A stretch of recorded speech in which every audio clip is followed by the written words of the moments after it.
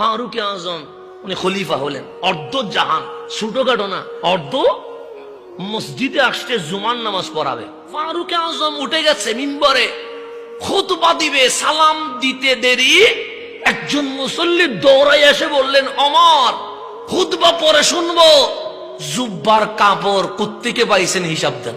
উনি খলিফাতুল মুসলিমিন, অর্ধ জাহানের বাদশাহ, আর মুসল্লি উঠে বলছে জুব্বার কাপড় লম্বা হইছে, টাকা পাইলেন কই?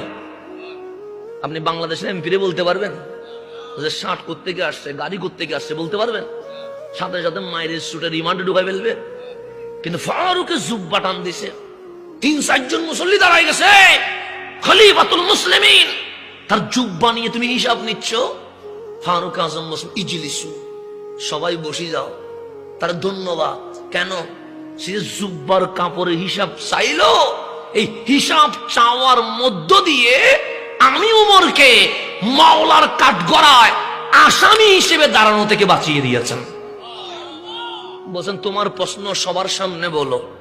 তিনি বললেন, আমিরুল মুমিনিন, বাইতুল মালে যে কাপড় আসছে আমরা সব মদিনাবাসী এক পিস পেয়েছি, কিন্তু এটা দিয়ে জুব্বা হয় না, এটা দিয়ে অর্ধেক ফতুয়া হয়, কিন্তু জুব্বা। কিন্তু একই কাপড় আপনার গায়ে, আপনার জুব্বা হইল কেমনে? ফারুক আজম বলেন, চমৎকার প্রশ্ন। তোমার মতো নাগরিক যদি থাকে, ইসলামী খলিফারা কখনো দুর্নীতি করতে পারবে না। দেখেন প্রথমে প্রশ্নকারী কি দিছে? ধন্যবাদ দিছে। নিজের ছেলের কোসে আইন আইবিনি, আমার ছেলে কই? আব্দুল্লাহ ইবনে ওমর হাত তুলছে, আমি আসি বাবা। সবার সামনে আসলেন, আমার জুব্বাটা লম্বা হইছে কেন? ফতোয়া না হইয়া জুব্বা হইল কেন? একটু বলে দাও না। আব্দুল্লাহ ইবনে ওমর বলেন, হে মদিনাবাসী, গতকাল যে কাপড় বিতরণ হয়েছে সবাই পাইছেননি? সবাই হাত তুলে বলে পাইছি। কতটুকু হয়েছে? অর্ধেক ফতোয়া হয়েছে। আমি আব্দুল্লাহ ইবনে ওমর মদিনার নাগরিক, তো হ্যাঁ আমি একটা পাইতে পারি, অবশ্যই পাইতে পারেন। আমার বাবা ওমর, উনিও তো মদিনার নাগরিক, হ্যাঁ উনিও একটা পাইতে পারে, হ্যাঁ পাইতে পারে। তো ফারুক একটা পাইলো, আমি ছেলেও একটা পাইলাম, তো ঘরে ঢুকছে কয়টা? 2টা। আমি আমারটা গায়ে দিয়ে দেখি ফতোয়া হয়, জুব্বা হয় না।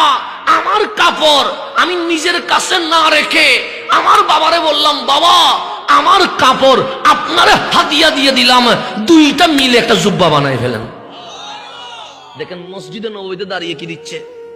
হিসাব দিচ্ছে, তাও কিসের? জুব্বার হিসাব, জুব্বার হিসাব। ফারুক বলেন, এখন আপনারা উত্তর পাইছেন নি? সবাই পাইছে, উত্তর পাইছি।